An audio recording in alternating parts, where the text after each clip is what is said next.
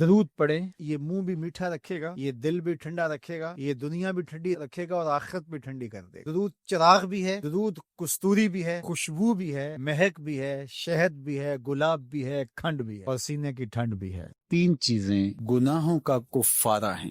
فَإِسْبَاغُ الْوُضُوءِ فِي الصَّبَرَاتِ، جھاڑے میں ٹھنڈے موسم میں پورا وضو کرنا ہے، مکمل اہتمام کے ساتھ وضو کرنا موسم سرما میں، یہ گناہوں کو مٹا ڈالتا ہے۔ اور دوسری چیز ارشاد فرمائی وَإِنْتِظَارُ الصَّلَاةِ بَعْدَ الصَّلَاةِ، ایک نماز کے بعد دوسری نماز کا انتظار کرنے بیٹھ جانا، کہ عصر پڑھ لی اب مغرب پڑھ کے جائیں گے، مغرب پڑھی اب عشاء پڑھ کے جائیں گے، تو ایک نماز کے بعد دوسری نماز کا انتظار۔ حضرت عبداللہ ابن عباس رضی اللہ تعالیٰ عنہ فرماتے ہیں کہ حضور فرماتے ہیں کہ میں نے اپنے رب کی زیارت کی۔ حضرت عبداللہ ابن عباس فرماتے ہیں کہ میرا گمان ہے کہ یہ حضور کسی خواب کی کہانی سنا رہے ہیں۔ تو ارشاد فرمایا کہ جب میں نے اپنے رب کی زیارت کی تو میرے رب نے مجھے کہا کہ یہ فرشتے جو ملائے اعلیٰ میں بحث کر رہے ہیں، یہ کس امر میں گفتگو کر رہے ہیں؟ فرشتے کسی معاملے میں تکرار کر رہے تھے، تو ان کی گفتگو کس عنوان سے ہے؟ تو میں نے کہا کہ مالک تو بہتر جانتا ہے، مجھے معلوم نہیں ہے۔ تو اللہ نے اپنا دست قدرت میرے دو کندھوں کے درمیان رکھا اور اس کی ٹھنڈک میں نے سینے میں محسوس کی۔ فَتَجَلَّ لِي كُلُّ شَيْءٍ وَعَرَفْتُ، ہر شے میرے سامنے روشن ہو گئی اور میں نے ہر شے کو دیکھ بھی لیا اور پہچان بھی لیا۔ تو پھر میرے رب نے کہا کہ اب بتاؤ، تو ظاہر ہے اس کا دست قدرت میرے دو کندھوں کے درمیان آیا اور ہر شے میرے سامنے آ گئی۔ تو میں نے عرض کی یا اللہ، یہ کفارات اور دراجات کے بارے میں آپس میں بحث کر رہے ہیں، اور وہ کفارات کیا ہے؟ المکث فی المساجد بعد الصلاۃ، نماز کے بعد مسجدوں میں رک جانا کہ دوسری نماز پڑھ کے جائیں گے۔ اس پر فرشتے ملائے اعلیٰ میں، عالم بالا میں بیٹھ کے گفتگو کر رہے ہیں۔ اللہ اکبر، یہ کتنا بڑا عمل ہے کہ جس پر فرشتے کہہ رہے ہیں بلے بلے، کیسے وہ لوگ ہیں جو ایک نماز کے بعد دوسری نماز کے لیے رک جاتے ہیں۔ اور ایک حدیث پاک میں آتا ہے صحیح بخاری میں، 7 اشخاص ایسے ہیں قیامت کے دن کڑکتی دھوپ میں جب کوئی سایہ نہیں ہوگا، اللہ انہیں اپنے عرش کا ٹھنڈا سایہ عطا فرمائے۔ ان میں سے ایک وہ آدمی جس کا دل مسجدوں کے ساتھ جڑا ہوا ہے، مسجد کی حاضری اسے بہت پسند ہے۔ دوسرا والمشیو علی الاقدام الی الجماعات، جماعات کے لیے، فرض نمازوں کے لیے مسجد کی طرف چل کے پیدل جانا۔ ہر قدم کے بدلے میں درجے بلند ہوتے اور گناہ معاف ہوتے ہیں۔ اللہ اکبر۔ یہ طلب کی گئی کہ دعا کیجئے کہ میرا گھر مسجد سے نیڑے ہو، تو کہا نہیں، تم جتنے قدم چل کے آتے ہو اتنے تمہارے گناہ معاف ہوتے، اتنا ہی تمہیں ثواب ہوتا ہے۔ تو یہ چل کر کے آنا گناہوں کا کفارہ ہے۔ تیسری چیز ارشاد فرمائی کہ وَإِسْبَاغُ الْوُضُوءِ فِي الْمَكَارِهِ، مشکل صورتحال میں وضو پورا کرنا۔ اور وہ سردیوں کے اندر مشکل ہوتا ہے کہ پانی بہت ٹھنڈا ہے، تو اس وقت بندہ کہتا ہے چلو ایک دفعہ بھی گزر ہو جائے گی، اگر ایک دفعہ بھی چہرہ دھو لیں گے وضو تو ہو جائے گا۔ لیکن سنت طریقے سے 3 بار ہی دھونا، اور 3 بار ہی جو ہے وہ پاؤں دھونے، اور 3 بار ہی باقی اعضاء دھونے، تو یہ مشکل ہوگا وضو میں ٹھنڈے پانی سے۔ تو بہرحال مشکل میں وضو جو بندہ کرتا ہے تو اللہ کے لیے کر رہا ہوتا ہے۔ اللہ اکبر۔ تو اللہ تعالیٰ کو یہ بڑا پسند ہے، اس سے اللہ گناہ ختم کر دیتا ہے اللہ۔ تو یہ 3 چیزیں کفارات میں سے ہیں، یہ گناہوں کو مٹانے والی چیزیں، 3 چیزیں منجیات ہیں، نجات دینے والی ہیں۔ تو اس لیے اللہ کے محبوب نے فرمایا 3 چیزیں نجات دینے والی، ان میں سے پہلی چیز کا ذکر کیا، غصے کی حالت کے اندر اور رضا کی حالت کے اندر عدل کے تقاضوں کو پورا کرنا۔ اللہ اکبر۔ والقصد فی الفقر والغنا، دوسری چیز فقر میں اور غنا میں، خوشحالی میں، آسودگی میں اور غربت میں، دونوں حالتوں کے اندر میانہ روی سے چلنا. یہ نہیں ہے کہ آپ کے پاس پیسے زیادہ آ گئے تو فضول خرچ بن جائیں، اور اگر جو ہے وہ حالات تھوڑے سے تنگ ہوئے ہیں تو بالکل ہی بخل کریں. دونوں حالتوں کے اندر میانہ روی کے ساتھ چلنے والا کبھی کنگال نہیں ہوتا. اللہ اکبر. والذین اذا انفقوا لم یسرفوا ولم یقتروا وکان بین ذلک قواما. فرمایا کہ وہ لوگ جب خرچ کرتے ہیں نہ تو فضول خرچی کرتے ہیں اور نہ ہی وہ بخل کرتے ہیں، بلکہ جو درمیان والا راستہ ہے اس راستے کو اختیار کرتے ہیں. تو درمیانی راستہ چلنے والا ہی سرخرو، کامیاب اور بامراد ہوتا ہے. اس لیے دونوں صورتوں کے اندر ارشاد فرمایا کہ میانہ روی کرنا. وخشیت اللہ فی السر والعلانیہ، اعلانیہ بھی اور مخفی بھی دونوں حالتوں میں اللہ سے ڈرنا ہے. یہ نجات دینے والی چیز ہے. جو لوگوں کے سامنے اللہ سے ڈرتا ہے اور مخفی جگہ پر جا کر کے اللہ سے نہیں ڈرتا تو وہ اعلانیہ طور پہ ریاکاری کر رہا ہے، اللہ سے نہیں ڈرتا. تو مخفی طور پہ بھی اللہ سے ڈرے اور اعلانیہ طور پہ بھی اللہ سے ڈرے. ان الذین یخشون ربهم بالغیب لہم مغفرۃ واجر کبیر. جو اللہ تعالیٰ سے بن دیکھے ڈرتے ہیں، اللہ جل شانہ نے ان کے لیے مغفرت بھی رکھی ہے اور بہت بڑا اجر بھی رکھا ہے. اور وہی حدیث جو میں نے آپ کے سامنے رکھی کہ 7 اشخاص قیامت کے دن عرش الہی کے سائے تلے ہوں گے، ان میں سے جو 7واں شخص ہے اس کا ذکر حضور نے ارشاد فرمایا وَرَجُلٌ ذَكَرَ اللَّهَ خَالِيًا فَفَاضَتْ عَيْنَاهُ. وہ شخص جو تنہائی میں بیٹھا اور اللہ کو یاد کرنے لگا اور اس کی آنکھیں آنسوؤں کا خراج دینے لگی، اللہ کے خوف سے اس کی آنکھوں سے آنسو ٹپکنے لگے. تو فرمایا قیامت کے دن جب کوئی سایہ نہیں ہوگا، اللہ اس شخص کو اپنے عرش کا ٹھنڈا سایہ عطا فرمائے. تو لوگوں کے سامنے آنسو بہانا اور تنہائی کے اندر آنکھوں کو نوری نصیب نہ ہو تو یہ ریاکاری ہے. اور ریاکاری تو ایک ایسا جرم ہے، ایک ایسا گناہ ہے جس کو شرک اصغر کہا گیا. کسی گناہ کو شرک نہیں کہا گیا سوائے ریاکاری. تو ریاکاری کو شرک اصغر کہا گیا ہے. تو اعلانیہ طور پہ بھی اللہ سے ڈرو اور مخفی طور پہ بھی اللہ سے ڈرو. لیکن اگر خلوت اور جلوت میں فرق ہے تو یہ بدترین صورتحال ہے. یہ محبت جو رب سے ہے، ہماری محبت، اس میں شکوے کی، شکایت کی گنجائش ہی نہیں ہے. یہ محبت رضا سے پروان چڑھتی ہے اور بندہ تسلیم اور رضا کے دائرے میں آگے بڑھتا ہے اور اللہ کی محبت کا نور پاتا ہے. اور خشیت جو اس کے اوپر طاری ہوتی ہے وہ بھی بوجہ محبت ہوتی ہے کہ میں اللہ جل شانہ سے پیار کرتا ہوں تو وہ مجھ سے روٹ نہ جائے. تو پھر اس کے احکام کی بجا آوری، اس کے احکام کی تعمیل اور اس کے بتائے ہوئے طریقے حیات کے مطابق زندگی کا بسر کرنا، یہ لازم حیات بن جاتا ہے. تو یہ محبت اپنے تمام تقاضوں کے ساتھ پھر پروان چڑھتی ہے. تو اللہ سے محبت یہ ہے کہ اس کے احکامات کو تسلیم کیا جائے اور ان پر عمل پیرا ہوا جائے، اور اس محبت کو اتنا خالص رہنا چاہیے کہ اس کے اندر کوئی ذاتی غرض کسی بھی صورت کے اندر جو ہے وہ شامل نہ ہونے پائے. یعنی وہ اپنی محبت کو بندے سے، جس محبت کا وہ مطالبہ کرتا ہے اور جس چیز کا وہ متقاضی ہے بندے سے، وہ ایسی محبت ہے جس کے اندر ایک ذرے کے برابر بھی ملاوٹ جو ہے وہ اللہ برداشت نہیں کرتا.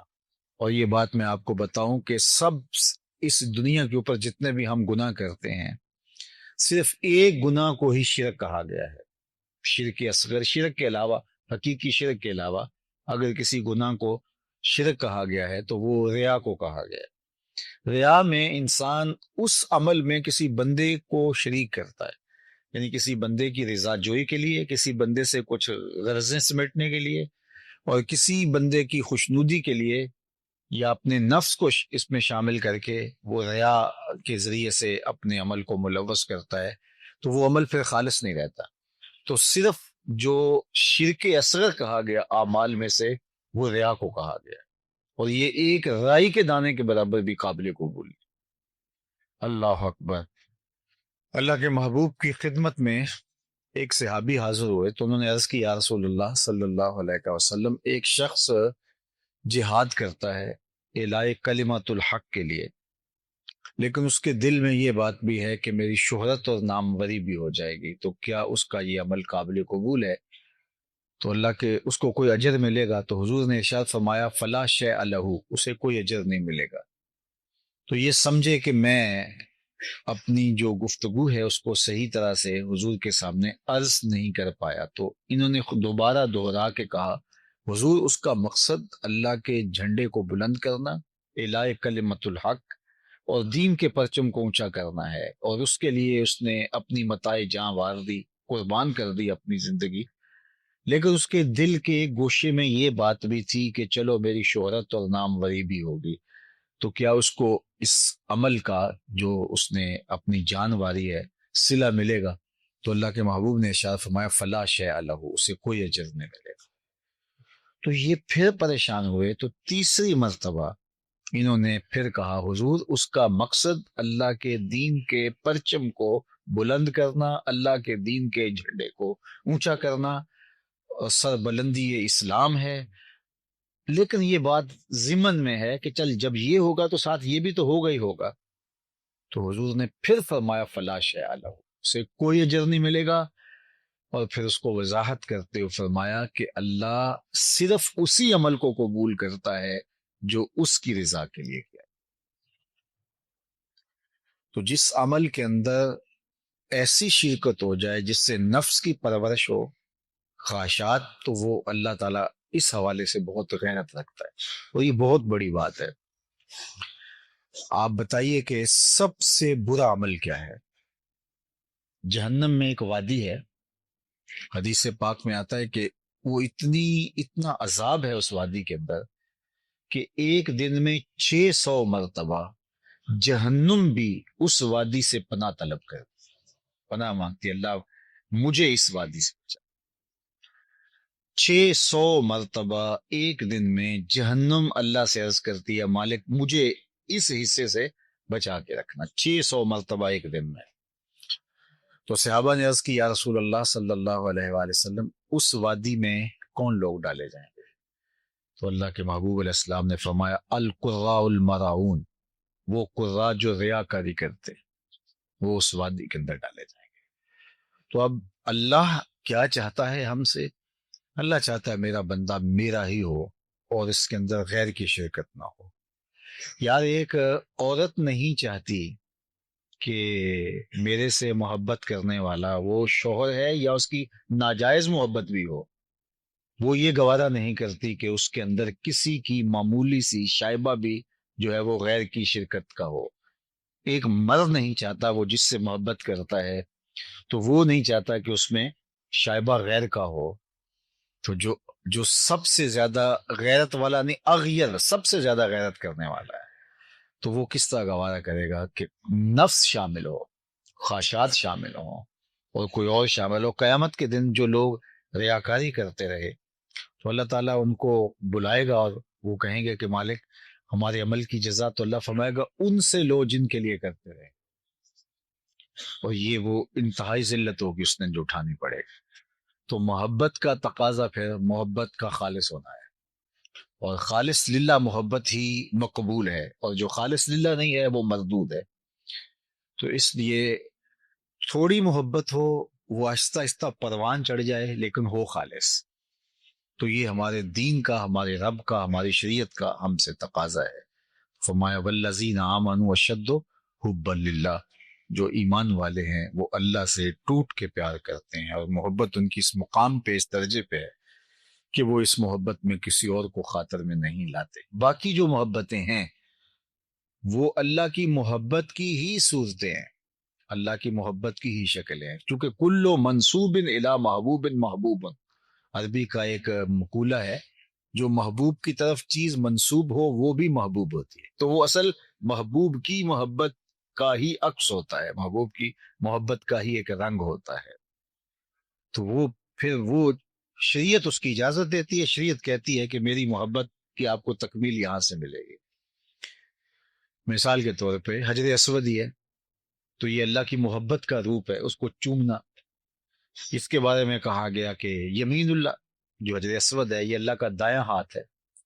اللہ اکبر، تو جس نے حجر اسود کو چوما گویا اس نے رب سے مصافحہ کیا۔ یمین اللہ، اللہ کا دست راست ہے، اس کا دست کرم ہے۔ اللہ اکبر۔ تو پھر اب مجھے اور آپ کو سمجھ آتی ہے کہ ہم وہاں جا کے بے چین کیوں ہو جاتے ہیں، وہ کشش کیوں ہوتی ہے۔ بعض کا تن مردہ کے اندر بھی جان آ جاتی ہے اور وہ آگے جو ہے وہ بڑھنے کو بے چین ہو جاتا ہے، اس لیے کہ اس نے دست کرم بڑھایا ہے کہ آؤ مجھ سے مسافہ کرو۔ اللہ اکبر۔ تو یہ اس کی محبت کا عکس ہوا، ورنہ اسلام نے تو پتھروں سے دور کیا ہے۔ آپ اسلام کا مزاج پڑھیں، اسلام نے پتھروں سے بندوں کو دور ہٹایا ہے، لیکن اس پتھر کے نیڑے کیا جا رہا ہے۔ جو پھر اس کی محبت کا جو بھی عکس ہوگا، پتھروں سے دور ہٹایا ہے، لیکن کہا کہ جب تم میرے گھر کا طواف کر لو تو 2 رکعت وہاں پڑھو جہاں میرے محبوب کے قدم لگیں، مقام ابراہیم پہ 2 نفل پڑھو۔ پتھروں سے دور ہٹایا، اس پتھر کے نیڑے سجدہ کرنے کی ترغیب، پتھروں سے دور ہٹایا، لیکن کہا صفا مروہ پر جو ہے وہ دوڑ لگاؤ۔ تو یہ وہ پھر جو چیزیں منسوب ہوں گی رب کے ساتھ، تو پھر ان کی محبت اللہ کی محبت ہوگی۔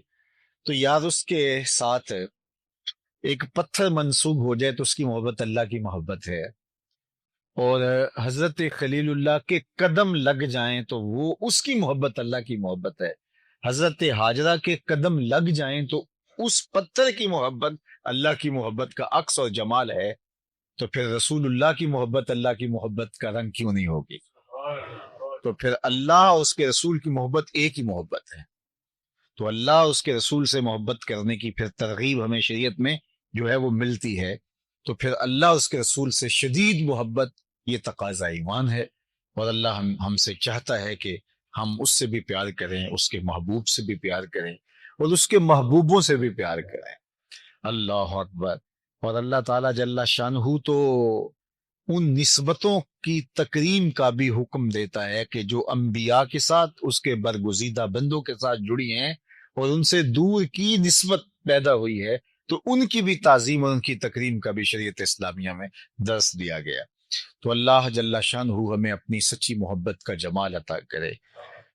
آج ایک بندہ چوری کرتا ہے، ڈاکے مارتا ہے، ظلم کرتا ہے، جور و تعدی کے بازار کو گرم رکھتا ہے، اپنی طاقت کے بل بوتے پر، اقتدار کے بل بوتے پر، اپنی اثر و رسوخ کے بل بوتے پر، اپنے منصب کے بل بوتے پر وہ کمزور کو دبا لیتا ہے، غریب کی گردن مروڑ دیتا ہے، غریب اس کے سامنے بات نہیں کر سکتا، اور ساری زندگی وہ ڈاکو، وہ چور، وہ بدماش، وہ غنڈا، وہ اشتہاری دناتا رہتا ہے، اور اس کو نہ کوئی عدالت پکڑتی ہے اور نہ قانون اس کی گرفت کر سکتا ہے، اور نہ بستی میں، محلے میں، گلی میں اس کے سامنے کوئی آواز اٹھا سکتا ہے، اور کمزور ساری زندگی پسا رہتا ہے۔ تو مرنے کے بعد اس لیے وہ عدالت رکھی۔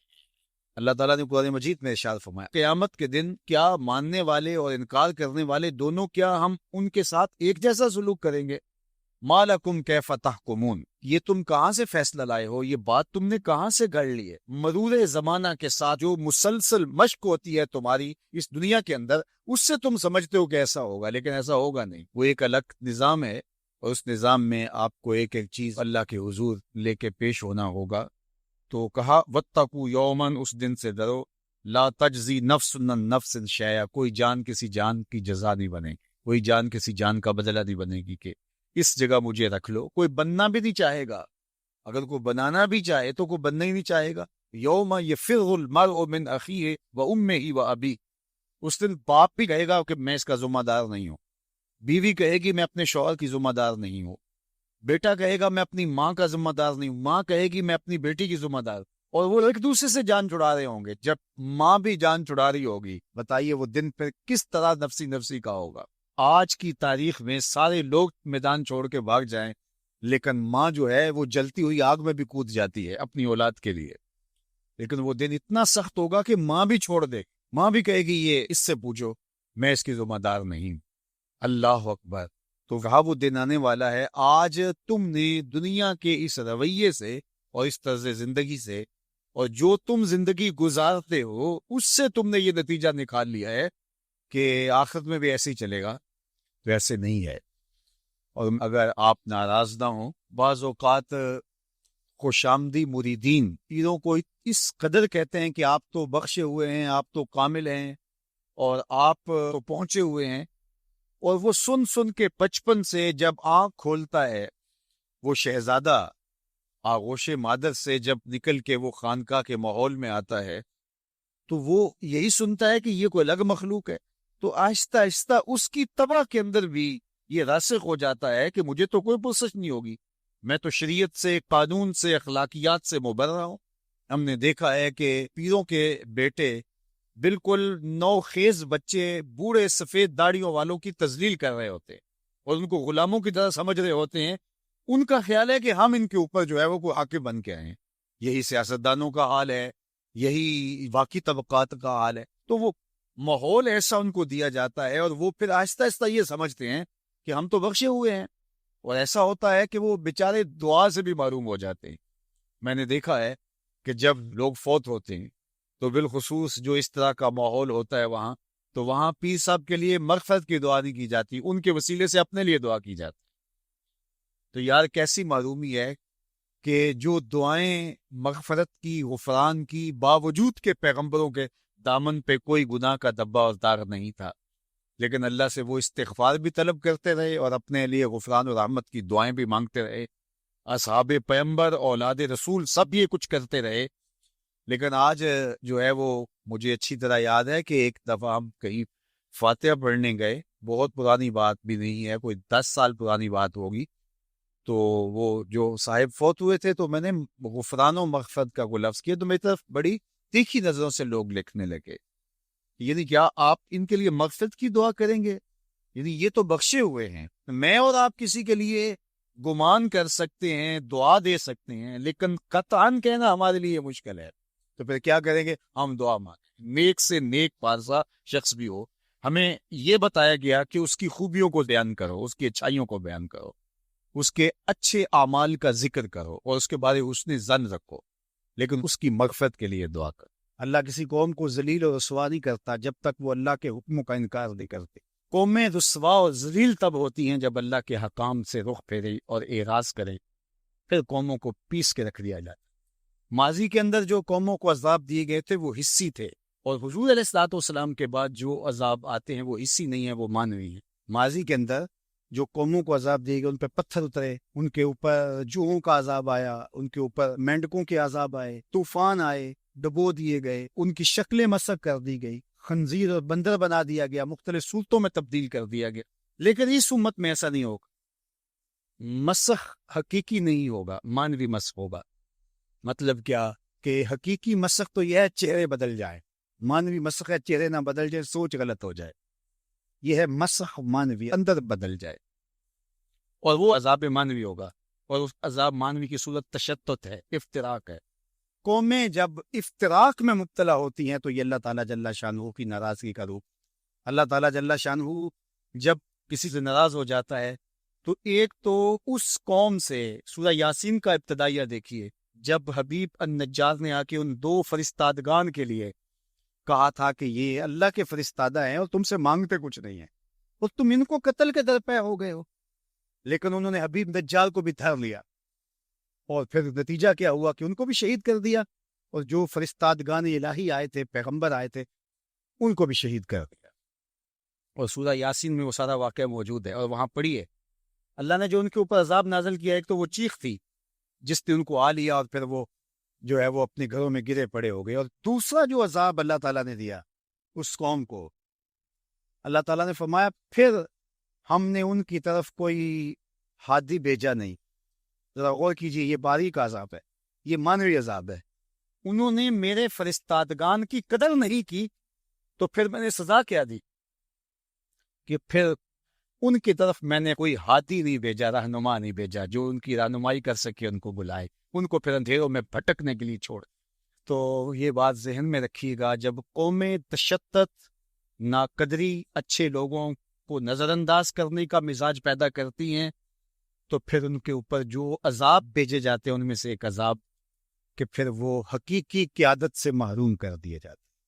آج میرے وطن اور عالم اسلام کی جو حالت ہے، ہم اس وقت قیادت کے اعتبار سے یتیم ہیں۔ یہ الگ بات ہے کہ ہر بندہ دعویٰ کر رہا ہے کہ میں ہی نجات دہندہ اور میں قائد۔ مذہبی لوگ بھی، سیاسی لوگ بھی، سب کہتے ہیں کہ میرے بغیر تو چرخ کا پہیہ ہی نہیں گھوم سکتا، میں ہی سب کچھ۔ لیکن حقیقی طور پہ اگر دیکھیں تو یہ امت بے امام ہے۔ اس وقت ہمارے پاس قیادت کا فقدان ہے، اگرچہ قائدین کی بہتات ہے، لیکن قیادت، حقیقی قیادت جو درد امت کا مداوع کر سکتی ہو، جو ضرورت کی کفیل ہو، وہ قیادت آج ہمارے پاس نہیں ہے۔ اقبال نے بھی کہا تھا، اٹھانا پھر کوئی رومی عجم کے لالہ زاروں میں، وہی آب و گل ایران، وہی تبریز ہے ساکی۔ اور دوسرے مقام پہ یہاں کے حالات کا، چمن میں رخت گل شبنم سے تر ہے، سمن ہے سبزہ ہے باد سار، مگر ہنگامہ ہو سکتا نہیں گرم، یہاں